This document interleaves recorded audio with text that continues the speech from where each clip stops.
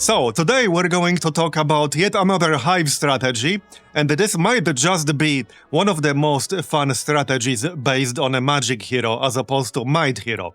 And I'm talking about Oriax. So Oriax starts with Masterful Blink spell, and this version allows you to target enemy creatures.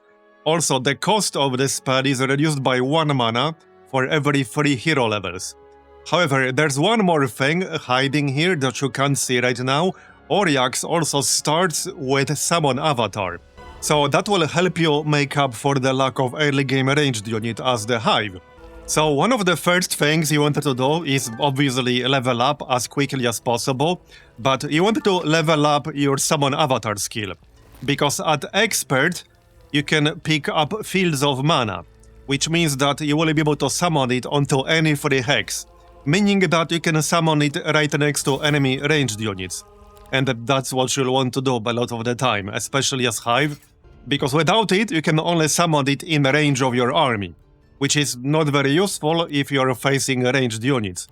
Now, right in the beginning, the avatar is going to be pretty weak, so you really want to get those first few levels as quickly as you can, and get your spell power up, because it scales based on spell power.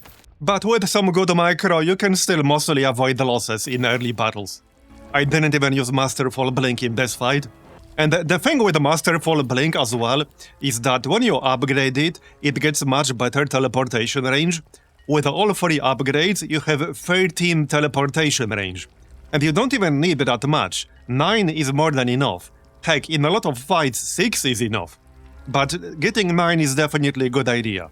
Now, there are a few things you can do to reduce the mana cost. The mana cost will go down over time as you level up your hero, minus 1 mana for every 3 hero levels.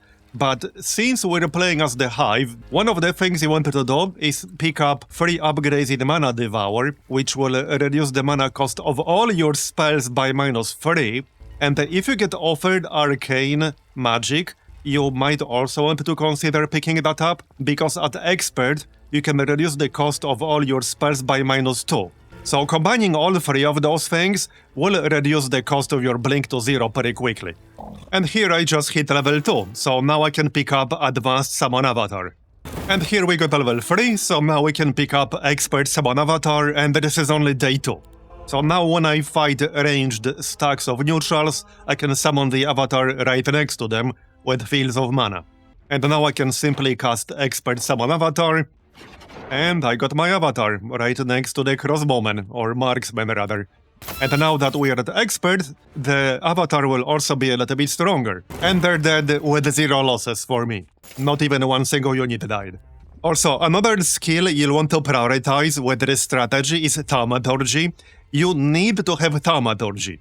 It will give you so much more flexibility, because for one, the Summon Avatar is an actual spell, so without Thaumaturgy, if you cast Summon Avatar, you cannot cast anything else on that turn, but furthermore, with this hero, you will eventually be casting Blink every single turn, because it will not have a cooldown, outside of you not being able to use the spells from the same school twice in 1 turn. So when you're using Blink every single turn, you also want to be able to use other spells. And that's where Thaumaturgy comes in. Not to mention, you will eventually reduce Blink to 2, 1, or even 0 mana, which means there's literally no downside to Thaumaturgy. So Thaumaturgy is one of the most important skills to pick up with this hero. It's already a very good skill, but with this hero, you really need it. Also, in case you weren't aware, one thing that's nice about Thaumaturgy and Summon Avatar is that Avatar is a 0 mana spell, which means that if I cast any of these spells first, I will still be able to cast Expert Summon Avatar for free, because this is a 0 mana spell, so adding more mana cost as a percentage, well, still makes it 0. Now, there are some situations where you will want to cast Summon Avatar first, not second. And even in those cases, you still want to have Thaumaturgy. Bottom line is, as soon as you get offered Thaumaturgy, I would pick it up right away. Also, at the risk of stating the obvious, remember that one of the benefits of the avatar, even when it dies, is that it will absorb the enemy's counterattack. Obviously only until the end of the round, but that's still something you'll want to use it early on, a lot. Like right now, I already hit this troglodyte, so I can attack with my Hornet entirely safely, it will not counterattack, and then, since my Hornet will move twice in a row, I can just move outside of his range. Like that. And then I can absorb his counterattack again, you get the idea. And if I want to, I can blink this guy away. Like so. So with these tools, you can do most of the early fights with no losses, basically. Or minimal losses. Like maybe the 1 stacks of parasites and things like that. One thing you don't need to watch out for early on is mana, because until you level up a bit and pick up the Hive faction low and maybe arcane magic, your mana cost of Masterful Blink will be pretty high, so you will not be able to spam it non-stop. Until a little bit later.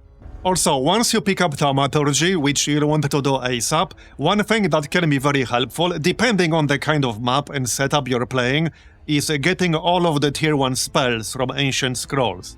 Now, this heavily depends on what kind of setup you're playing, but it can be very useful on some maps.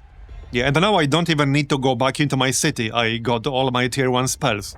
One upgrade that can be very useful, because eventually your blink will cost next to nothing and even 0 mana, is Vast Soul from Expert Thaumaturgy. This will restore plus 10% of your mana each morning.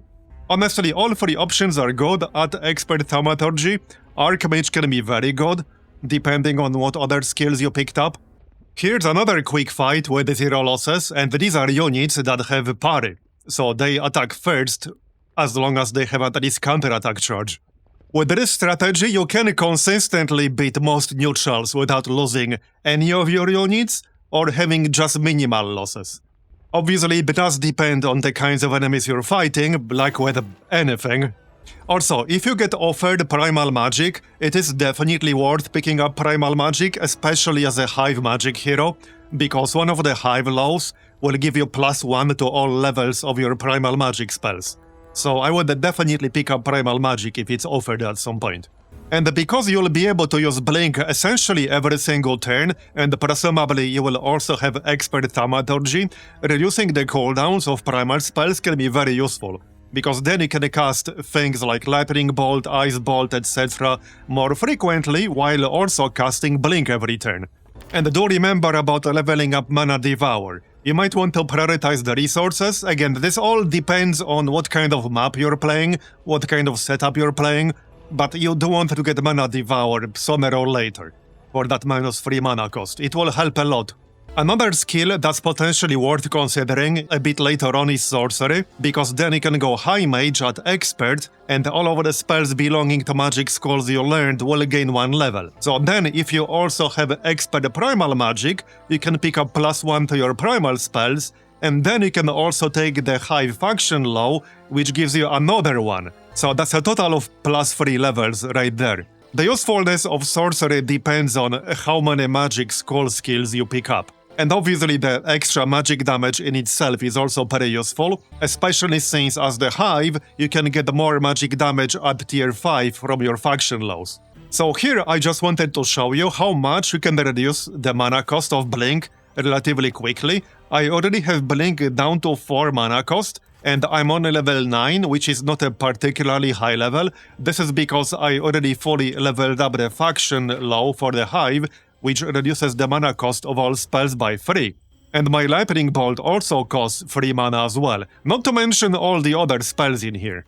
So here I already have level 4 Lightning Bolt, that's just from Expert Primal Magic and the Hive faction low, and I'm doing 242 damage for 3 mana, and I only have 8 spell power right now. And I can cast this every single turn, because it will only have 1 turn cooldown. So here I can just use it again. And here with only 9 spell power, I'm already doing over 300 damage with Lightning Bolt. And I can use it every single turn. You get the idea. And that's a tier 1 spell. I'm not even talking about higher tier spells here. But just a reminder, you really don't need Thaumaturgy with this build. I would say that's pretty much non-negotiable, especially as the Hive, when you can reduce the mana cost of all your spells by 3. You will be able to cast so many spells. I can use Thick Hide right here, and then I could still use Masterful Blink if I wanted to. I have no real need to do that, but yeah, you really need Thaumaturgy. Alright, so let me show you what this might look like at higher level. My hero right here is level 18, and I have 17 spell power, which is not even that high, to be honest. That's kind of low for that level, actually. And I have, for example, Ice Bolt, which will do nearly 600 damage. It's fully maxed out. I also have Lightning Bolt, which will do 514. I also picked up Arcane Magic and Mana Flex, which reduces the mana cost of all spells by -2. So not only my Blink has been 0 mana for a while, I have a lot of other spells with very low mana cost. I have some spells that have 0 mana as well, like for example Shade Cloak is 0 mana, Early Start is only 1 mana, Thick Hide is only 1 mana and will affect my entire squad, Haste is only 1 mana, you get the idea. For 1 mana, I can give every single unit of mine minus 30% damage from melee attacks. My Blink is also fully leveled up from my skills mostly, so I have 13 teleportation range, which pretty much covers the entire battlefield. And with that said, let me show you a perfect use case for Masterful Blink. I have my Pyroboros here, so what I can do is blink this guy right here, and then hit all 3 of them with my Pyroboros. This is a perfect use case for Masterful Blink. And that's going to be it for this video. I hope you enjoyed it and found it useful. Leave a like if you did, and subscribe for more Olden Era content. And check out my other 2 videos if you haven't seen them, about Curson and about the Hive's Reverse Specialist. I will link them in the video description. And I'll see you next time.